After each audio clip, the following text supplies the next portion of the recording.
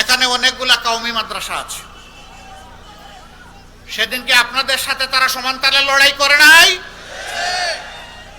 রাজপথে নেমে আসে নাই?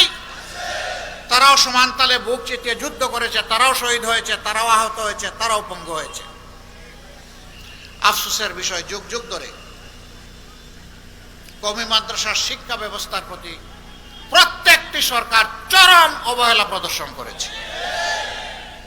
তারা এই দেশের নাগরিক নয়, তারা এই দেশের ট্যাক্স ব্যাট দেয় না।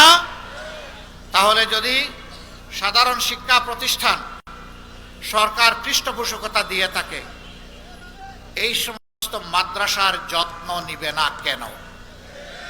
এটা কোনো দয়ার দান নয়, এটি দায়িত্ব। তাদের সনদের স্বীকৃতি দেওয়া হয়েছে শুধুমাত্র সিনিয়র লেভেলে, কিন্তু এর আগে যাদের শিক্ষা শেষ হবে তাদের সনদের কি হবে? করা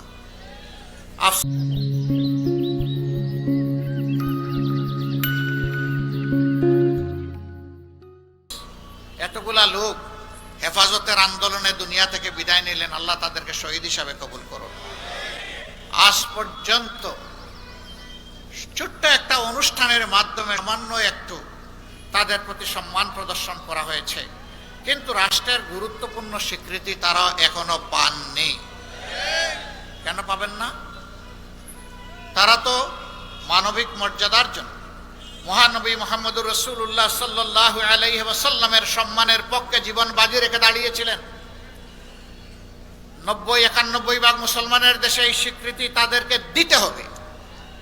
কেউ যদি না দেয়, দোয়া করেন আল্লাহ আমাদেরকে সে দায়িত্ব দিলে আমরা দিব ইনশাআল্লাহ।